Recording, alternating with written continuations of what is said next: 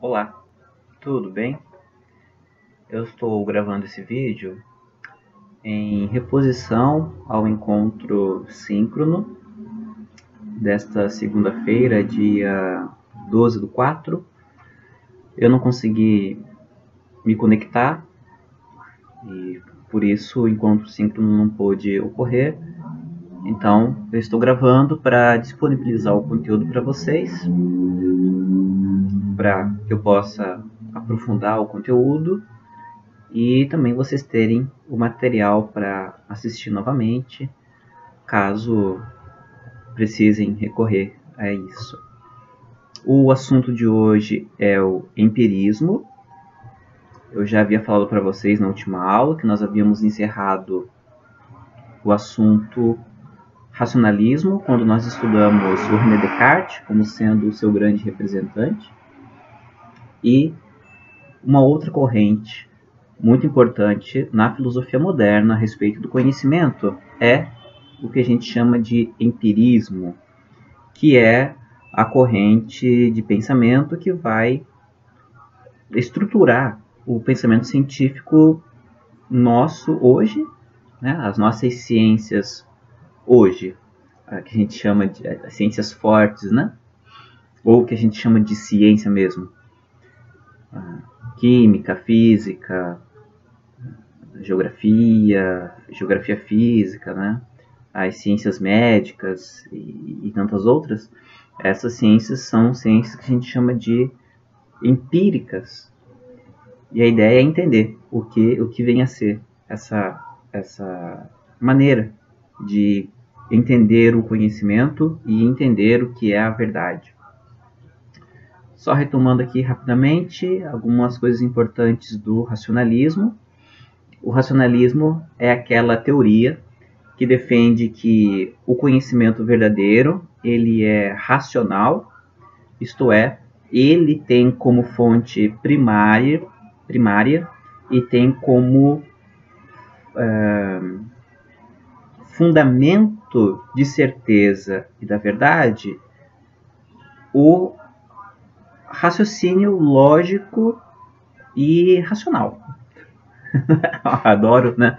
Quando a gente fala assim, como se fosse claro, né? Algo que seja racional. Tomando aqui o Descartes como exemplo, né? Que a gente viu. No racionalismo é desconsiderado os sentidos como fonte de conhecimento e também qualquer outra evidência exteriormente. Então, para o racionalismo, somente são válidas aquelas provas que se mostram clara e evidente, isto é, sem dúvida alguma, para a razão. Então, no caso, somente a razão é capaz de julgar a verdade e a falsidade de um conhecimento, colocando a ideia, colocando o elemento que está sendo investigado sob o escrutínio da razão e não sob qualquer outro. Porque, segundo o Descartes, que a gente pode tomar como referência do racionalismo, outras maneiras de conhecer, elas não são fontes seguras, visto que é possível duvidar das próprias fontes do conhecimento. É possível a gente duvidar dos sentidos, é possível a gente duvidar do nosso estado de consciência, é possível duvidar até das estruturas matemáticas do mundo. Então, para o racionalismo, só é verdade aquilo que é demonstrado racionalmente. Não só o que é demonstrado racionalmente, mas o requisito principal ou o critério fundamental é a demonstração racional. Outra ideia importante do racionalismo que eu não dei muita ênfase é a questão das ideias inatas. Ideias inatas é a compreensão de que nós já nascemos com algumas ideias na nossa mente, na nossa alma, no nosso espírito, na nossa essência, enfim, aonde você quiser que essas ideias façam morada, né? O que você entende como sendo a nossa instância de pensamento. Mas o racionalismo defende que nós já nascemos com algumas ideias. É o caminho pelo qual, por exemplo, o Descartes toma para fundamentar a ideia de Deus, quando ele usa o recurso de dizer que nós temos ideia do que seja a perfeição sem conhecer nada que seja perfeito. De onde é que vem essa nossa noção de perfeição? De onde é que vem esse nosso conhecimento, digamos assim, da perfeição? Nós sabemos o que é perfeição sem conhecer nada perfeito. Segundo Descartes, isso acontece porque a ideia de perfeição já está presente em nós. Nós já nascemos com essa ideia. Então essa seria uma ideia inata, que já nasce com a gente. Também, outra maneira de compreender o que é uma ideia inata é quando você certamente já deve ter ouvido um argumento assim, ou até você mesmo pode acreditar, não é? Em algo desse estilo, quando as pessoas dizem que nós já temos a noção do que é certo ou o que é errado na nossa alma. Tipo assim, as pessoas, quando você vai fazer algo que é errado, alguma coisa te avisa que isso é errado, né? Você sente que algo é errado. Seriam os sentimentos morais. Então, os sentimentos morais seriam algo inato. Nós já nascemos sabendo o que é certo e o que é errado. E quando a gente vai fazer algo que é errado, a gente sente uma culpa, um remorso, antes mesmo de praticar a ação. Ou então, quando a gente é colocado diante de uma situação e decide fazer o que é certo, antes mesmo de fazer o que é certo, a gente se sente motivado por um sentimento de que é correto, um sentimento de honra, né, de orgulho, no sentido de estar correspondendo à expectativa daquilo que é certo, né? Então, as pessoas que defendem essa ideia de que nós sabemos o que é certo e o que é errado, né? Nós sentimos o que é certo e o que é errado. Quem defende esse tipo de ideia, a gente chama de ideias inatas, né? Isso seria uma ideia inata.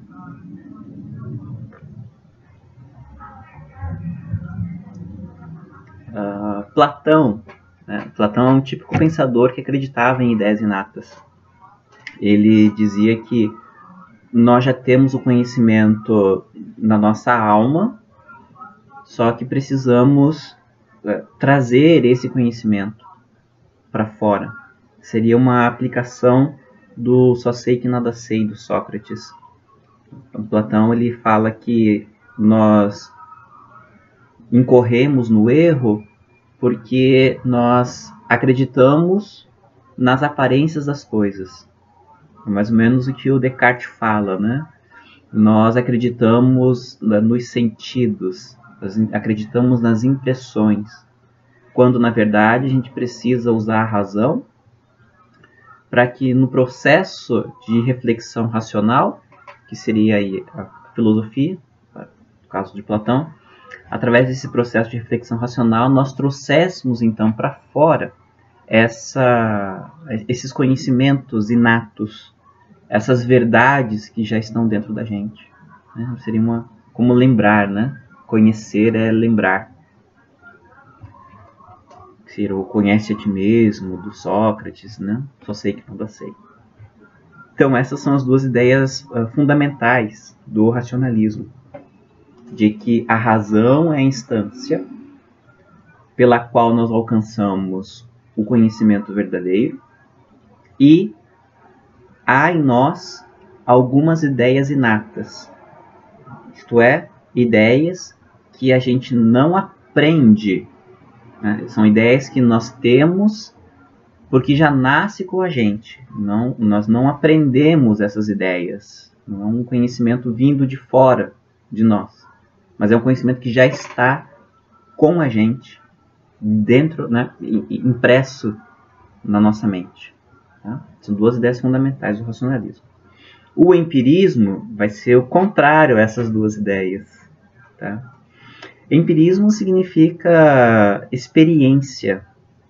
Experiência no sentido de experimentação.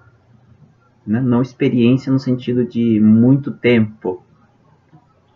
Ainda que a ideia de que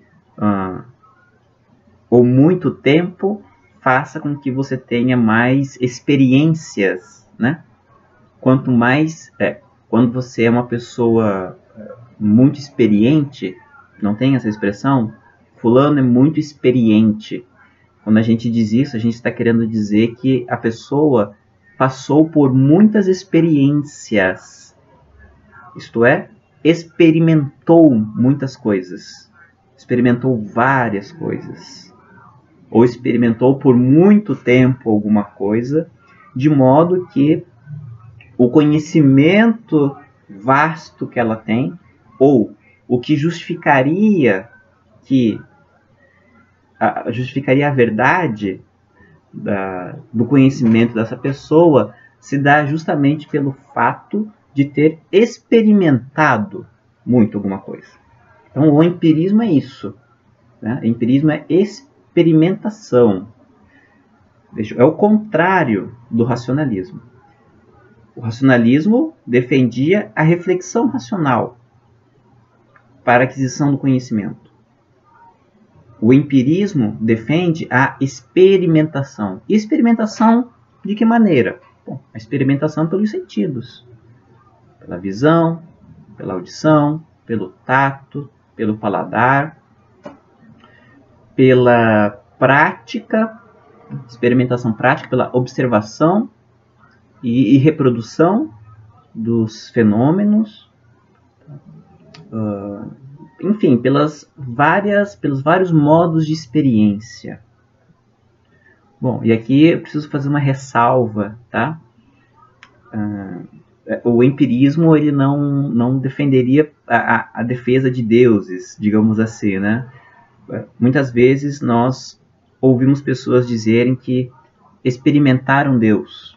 Ah, eu sei que Deus existe porque eu experimentei a sua presença. Mas experimentou como? Aí a pessoa diz, experimentei sentindo, eu senti Deus. Então, no empirismo, sentimento não é experiência, tá?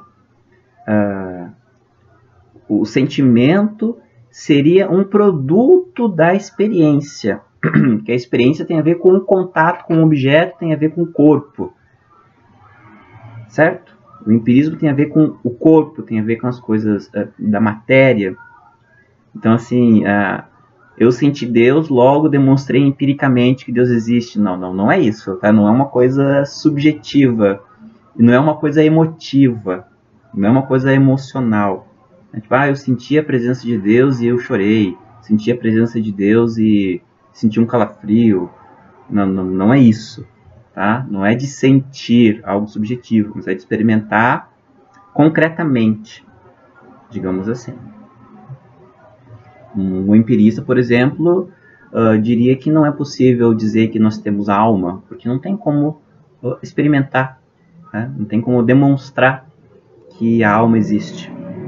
E é por isso também que as ciências empíricas, física, química, medicina, não falam de Deus, não falam de anjos, não falam de alma, porque não são coisas experimentáveis, ok? Não são coisas tocáveis, visíveis, audíveis, certo?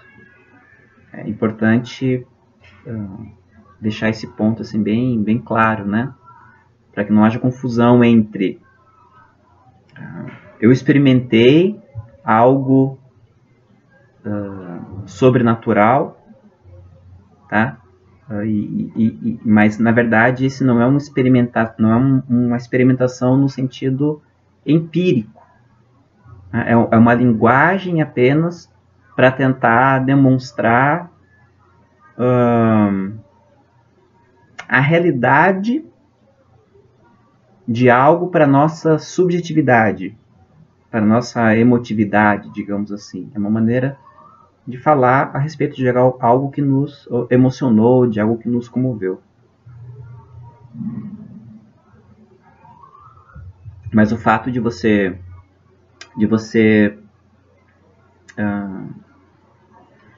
ter sido tomado por um sentimento não significa necessariamente que esse sentimento corresponda a algo existente. Tá? Um exemplo aqui, fantasma, medo de fantasma.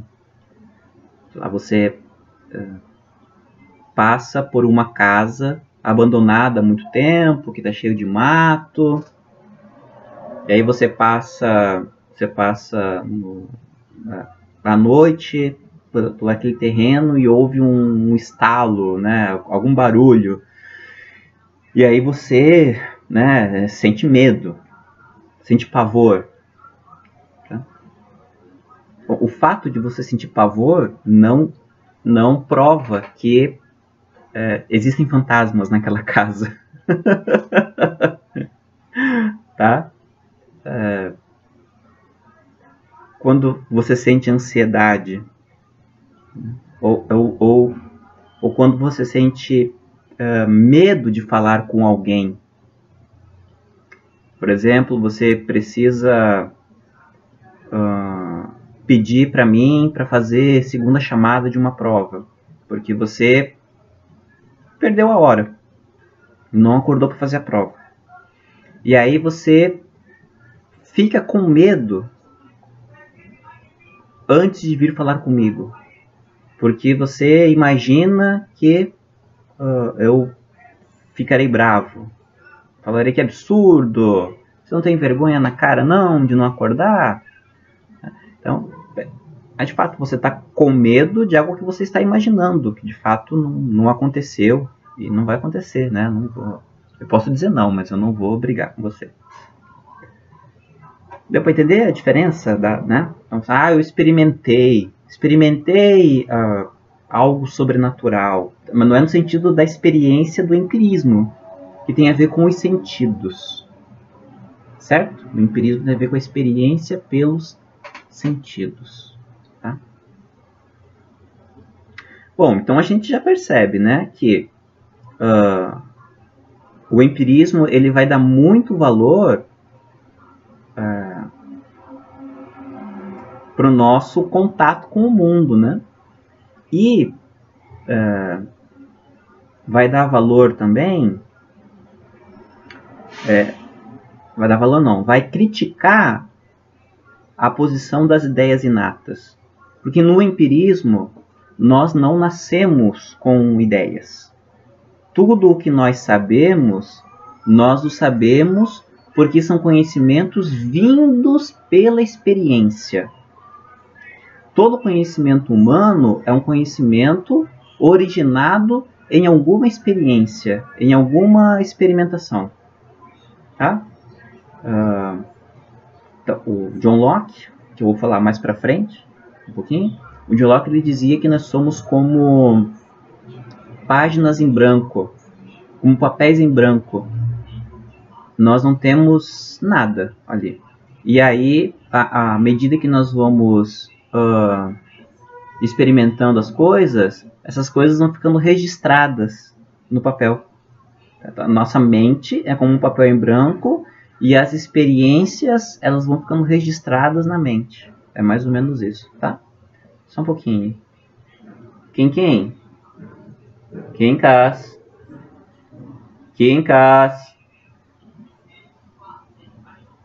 Só um pouquinho.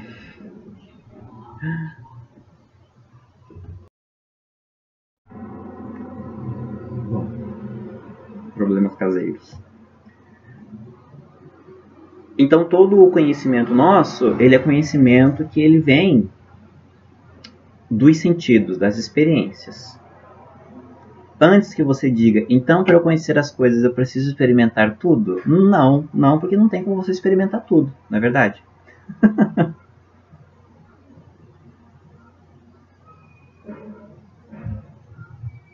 Tem muitas coisas que a gente sabe porque alguém experimentou e aí contou pra gente. Na verdade, a maioria das coisas que a gente conhece, ou a maior parte do nosso conhecimento, ele é proveniente da experiência de outras pessoas, certo? Dos teus pais, dos teus avós, do professor. Tá? Por exemplo, você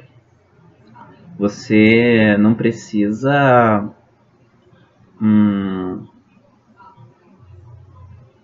não precisa chutar uma pedra. Não, deixa eu pegar uma coisa aqui melhor, né? A gente acaba sempre chutando pedras, né? Você não precisa tomar veneno para saber que veneno mata. Você não precisa morrer depois de tomar veneno para saber que veneno mata, né? Alguém diz para você, não tome veneno, e enfim, você não toma, né?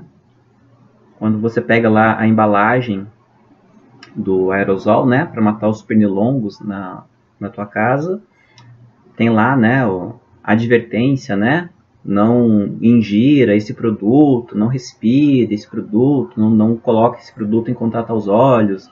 Você não fala assim, duvido, quero saber se isso é verdade mesmo.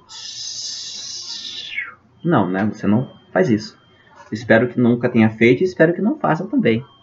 Né? Eu nunca experimentei, mas até onde todo mundo me disse, parece que é verdade. Que se você colocar o Baygon né, ingerir de alguma maneira o Baygon, o veneno, né, para mosquito, para barata, não vai fazer bem. Tá? E parece que é isso.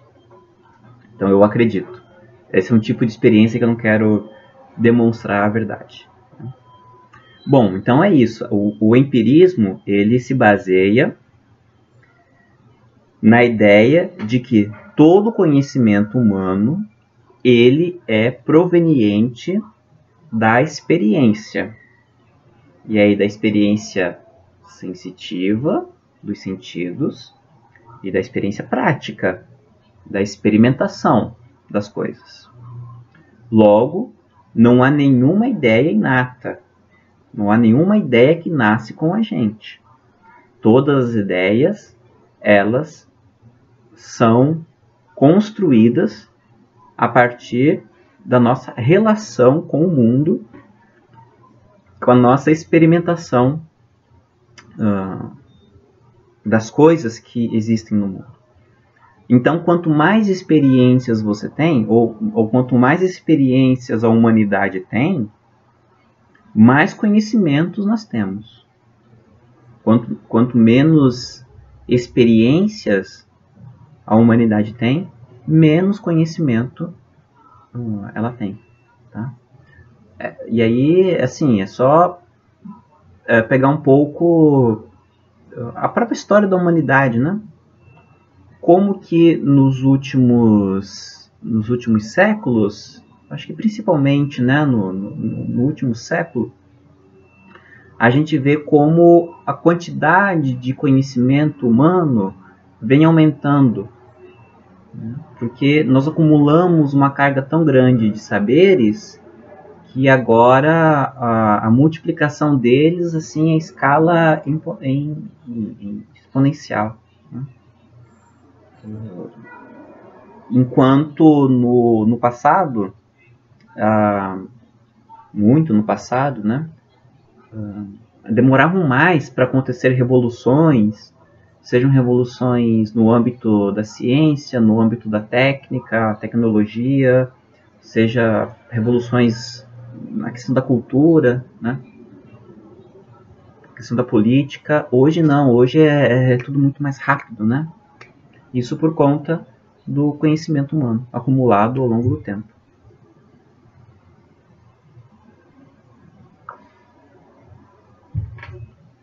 Bom, como funcionaria então a aquisição do conhecimento para os empiristas? Aqui eu vou trabalhar um pouco com John Locke. Não sei se vocês já viram ele em sociologia ou história, mas o John Locke ele é conhecido principalmente pelo trabalho dele acerca do liberalismo político. Ele é conhecido como o pai do liberalismo. E o liberalismo do John Locke, ele é fundamentado justamente no corpo. Olha que interessante, né? O empirismo, ele é fundamentado no corpo. E o liberalismo também, né? O liberalismo ele trabalha com a ideia de que todo ser humano nasce com direitos, é o que chama de direito natural, e esses direitos naturais eles estão vinculados ao corpo humano, porque o corpo é a primeira propriedade nossa. Quem é o dono do seu corpo? Você. Quem é dono do meu corpo? Eu sou dono do meu corpo. Então, tudo aquilo que está vinculado ao meu corpo é meu por direito. E ninguém pode interferir nisso. Então, eu tenho liberdade de fala porque a boca é minha. Eu tenho liberdade de pensamento porque o cérebro é meu. Eu tenho faculdade, eu tenho liberdade de crença porque a fé é minha. Eu tenho liberdade de ir e vir porque as pernas são minhas. Né? E eu tenho direito à propriedade privada porque quando eu invisto energia minha em alguma coisa, eu transfiro algo meu para o objeto e esse objeto se torna meu. Sei lá, por exemplo, né?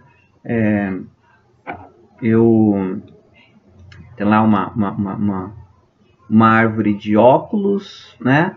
Eu vou lá nessa árvore e colho o óculos. Então, quando eu faço a colheita, eu transfiro uma energia minha, né, um trabalho, para esse óculos. Eu colhi, então agora esse óculos é meu, porque eu transferi trabalho, né? Eu transferi energia para esse objeto. Então agora ele me pertence. Tá? Então isso seria a ideia do liberalismo, né? Do direito natural. E aí então tudo aquilo que está vinculado ao meu corpo é meu por direito, tá? Já que o meu corpo é minha primeira propriedade. Então o John Locke também ele vai falar do conhecimento baseado no corpo, que vai ser o empirismo. Então o John Locke vai falar assim, que nós temos basicamente, né? Nós temos duas categorias de pensamento. O que ele chama de ideias simples e de ideias complexas. As ideias simples são aquelas ideias que estão imediatamente ligadas com a experiência. Então, eu sei que... você sabe o que tem aqui dentro? Você sabe? Não, né? Você não sabe porque você não está vendo. Certo? Mas aqui dentro tem café. Consigo mostrar aí. Café. Você pode dizer, Rafael, ok, é preto, mas quem diz que é café? Pode ser Coca-Cola, não é? Posso olhar? Pois é, pode ser Coca-Cola. Como é que eu vou saber se é Coca-Cola ou café? Cheirando. Como é que eu sei que é café? Tomando. E como é que eu sei se o café tá bom ou tá frio? Tomando, porque ele tá frio já, né? Já esfriou. Café frio horrível. Mas então, essas experiências seriam as ideias simples. Né? Então eu sei que o café é frio porque eu experimentei, eu sei que o café está quente porque eu experimentei, eu sei que o fogo queima porque eu coloco a mão, tá? Então, o que acontece? Os nossos sentidos entram em contato com as coisas, e aí essas impressões ficam registradas na nossa mente. Veja bem a palavra impressões. Impressão de imprimir, né? De registrar. Então, toda a experiência dos sentidos, elas são registradas na nossa mente. E aí a nossa mente vai guardando todos esses registros. Acontece que, à medida que esses registros eles vão ganhando volume, a gente começa a fazer conexões entre esses registros. E aí vem então os pensamentos complexos, ou as ideias complexas, que são as ideias que não são oriundas diretamente da experiência, mas são reflexões a partir das ideias que vieram da experiência. Então, por exemplo, eu fervi a água do café. Aí eu coei o café, coloquei na xícara. Fui lá e tomei, queimei a língua. Ai! Quente! Queimei a língua. Show! No outro dia, eu vou lá, esquento a água. E eu já sei que eu esquento a água, pego aquela água e coloco numa xícara e coloco um chá dentro. Quando eu for tomar esse chá, eu já sei que ele está quente. Mas eu sei como, se eu não experimentei. Ora, eu sei porque quando eu fiz o café, eu fervi a água e imediatamente feito o café com água quente, eu sei que a água estava quente. Então, se eu fiz o mesmo processo com o chá, é óbvio, né? É óbvio assim, a minha cabeça liga os dois fenômenos e diz, essa água vai te machucar. É só observar as crianças, gente. Como é que criança aprende as coisas? Criança aprende as coisas tocando, levando a boca,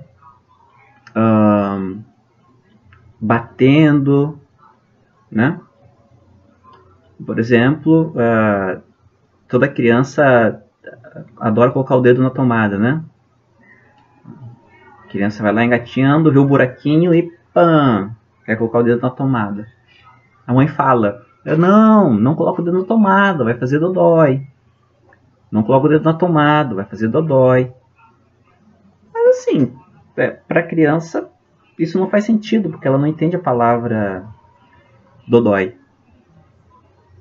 A criança que está engateando, que está aprendendo a falar, não sabe o que é a palavra dodói.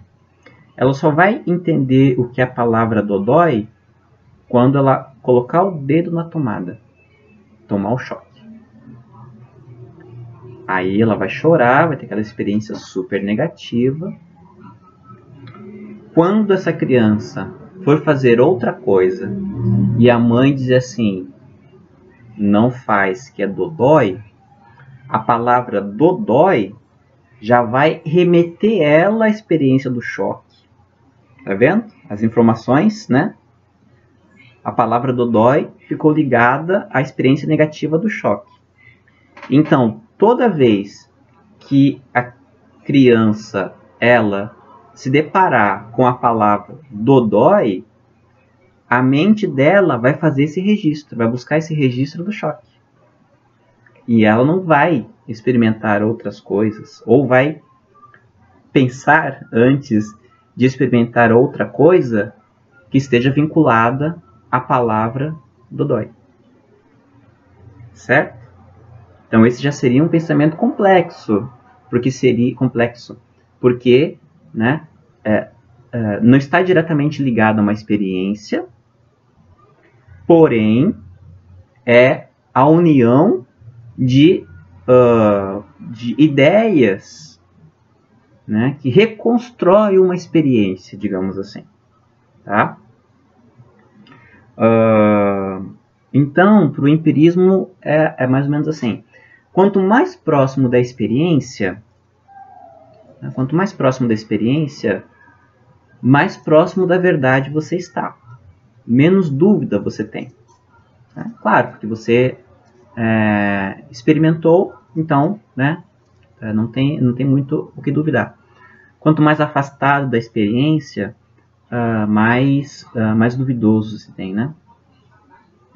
E vejam como essa ideia da proximidade da experiência, ela é fundamental para nós.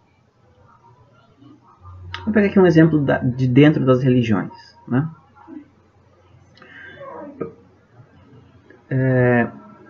Por que as pessoas acreditam, por que os cristãos acreditam em Jesus? Bom, essas pessoas acreditam em Jesus porque está na Bíblia. E a Bíblia foi escrita por pessoas que estiveram com Jesus, ou foi escrita por pessoas que tiveram contato com pessoas que estiveram com Jesus. Então nós, em 2021, nós não tivemos contato com Jesus. Aliás, nós estamos há 2021 anos afastados de um contato empírico com Jesus, não é? Porém, as pessoas acreditam nas histórias sobre Jesus que estão na Bíblia, que é a única fonte, não é? Sobre Jesus. As pessoas tomam essas histórias como sendo verdadeiras porque elas confiam que as pessoas que registraram aqueles fatos ou tiveram contato com o próprio Jesus e com os próprios fatos, ou foram registrados por pessoas que tiveram contato com pessoas que tiveram experiências com Jesus. Experiência empírica, né? Viram, testemunharam o que Jesus fez e Jesus falou. Né? E isso não é só no cristianismo, tá? No budismo também tem isso. Então, os budistas, existem várias linhagens de budistas, mas todas elas se pautam pela ideia de que elas carregam o contato direto com o Buda. Por exemplo, né, o Buda Shakyamuni, ele teve lá os seus discípulos, teve lá 4 discípulos, pensando assim. Esses 4 discípulos, eles ensinaram outros discípulos, e esses outros discípulos ensinaram outros e outros e outros, até chegar a nós hoje. Então, por exemplo, eu, Rafael, eu sigo o Dalai Lama. O Dalai Lama, ele foi discípulo de um outro Dalai Lama, que foi discípulo de outro Dalai Lama, que foi de outro.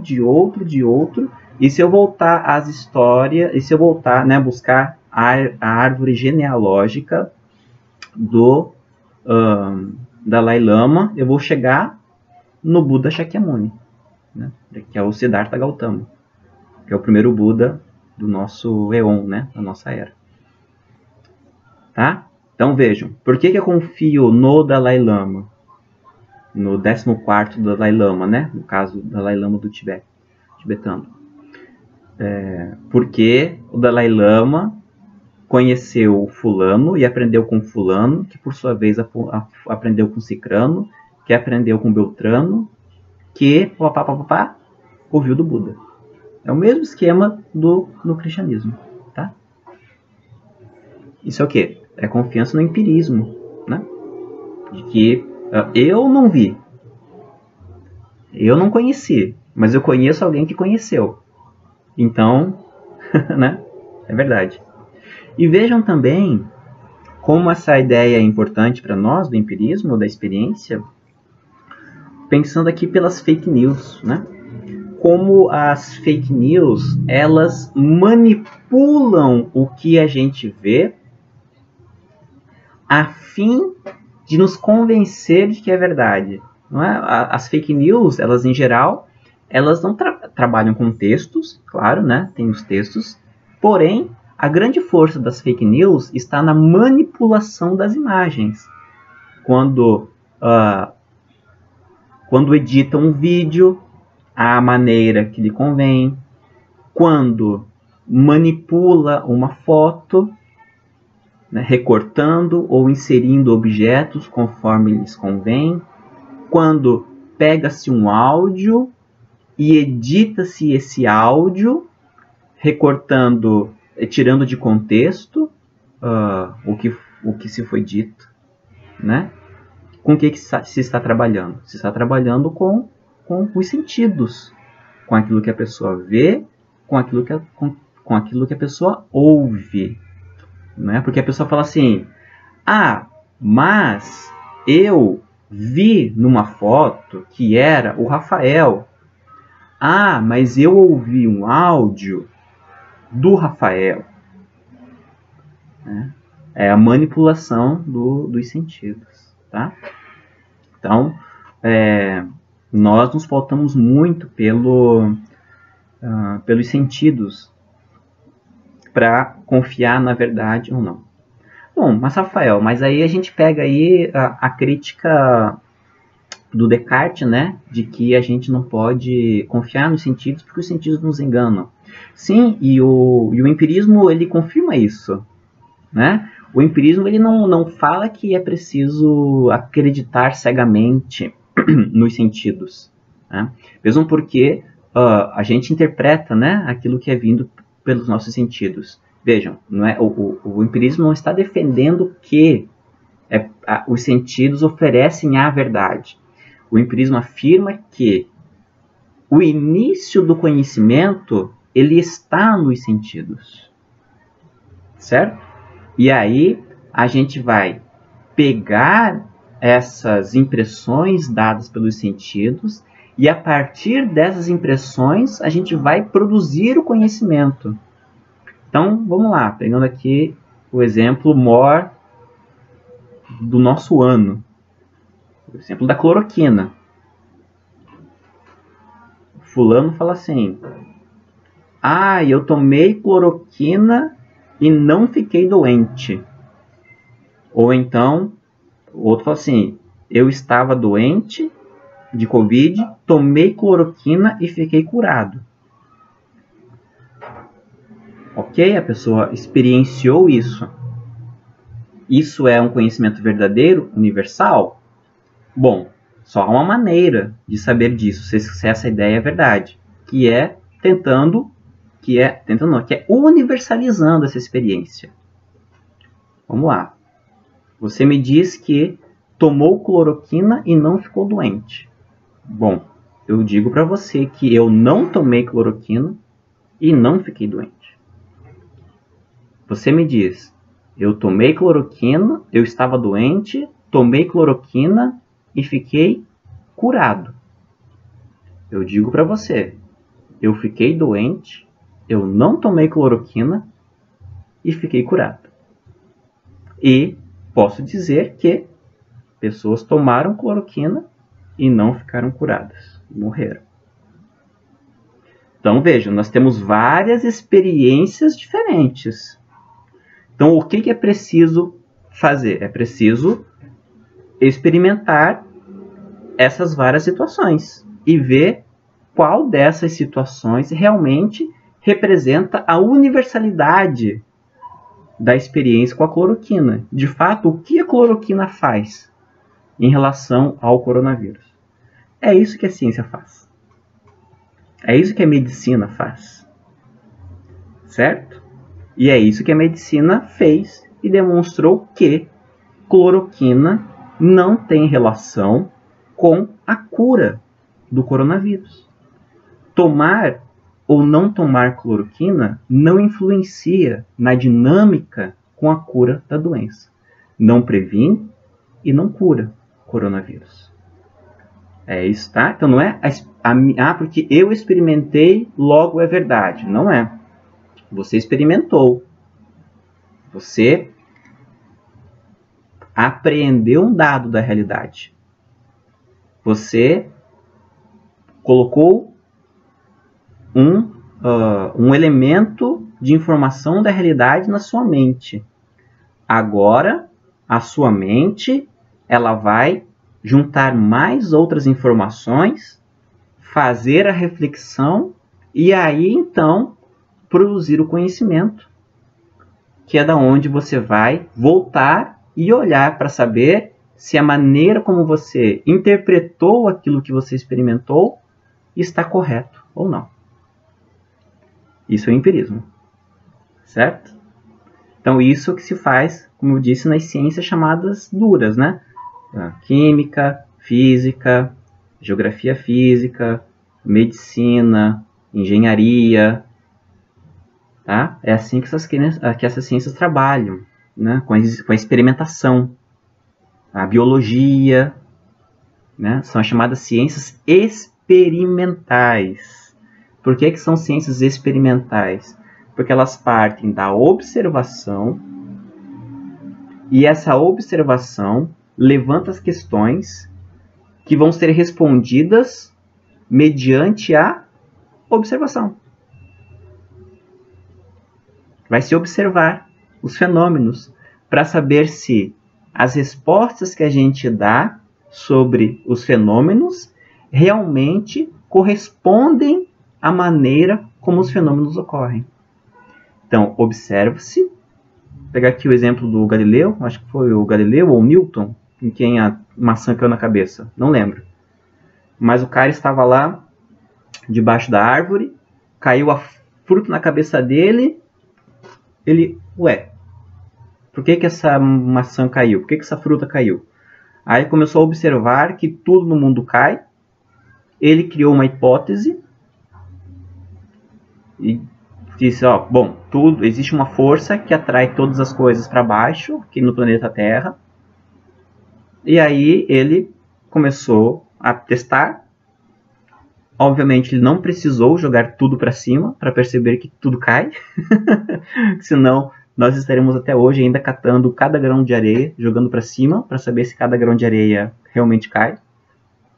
Mas ele criou uma fórmula, uma teoria que, aplicada ao contexto do planeta Terra, mostra-se verdadeira, que é a lei da gravidade. Então, observou-se o fenômeno, criou-se uma ideia, testou-se essa ideia na medida em que observou-se a realidade e aí percebeu-se não que é verdade. Diferentemente daquele outro cara que falava da geração espontânea, o Lamarck. Acho que é o Lamarck, né? Não lembro. O Lamarck dizia, né, que as coisas na natureza surgem espontaneamente. Se você deixar um pão ali do nada, né, abandonado, vai surgir larvas do pão, né? Geração espontânea. Não é assim que funciona, né? Observando-se, percebeu-se que não é assim que funciona. Ou então aquele outro carinha que dizia que as girafas, elas têm um pescoço comprido porque elas ficam fazendo força, aí o pescoço cresce e aí depois o filhote dessa girafa já nasceu com o pescoço comprido. Não lembro, né? Observando-se, percebeu-se que não é assim que funciona. Tá? Então, é isso que é empirismo. Né? Você observa os fatos, você tem uma ideia, você continua observando os fatos para ver se essa tua ideia corresponde realmente a como as coisas são. Ok? Espero que tenha ficado claro. Né? Na medida do possível, você pode... Eu vou deixar um link ali para você responder, para você mandar mensagem para mim, né? Caso você tenha alguma dúvida. Também você pode entrar em contato comigo pelo e-mail. Tá bem? Espero então que vocês se cuidem e a gente se vê na próxima aula.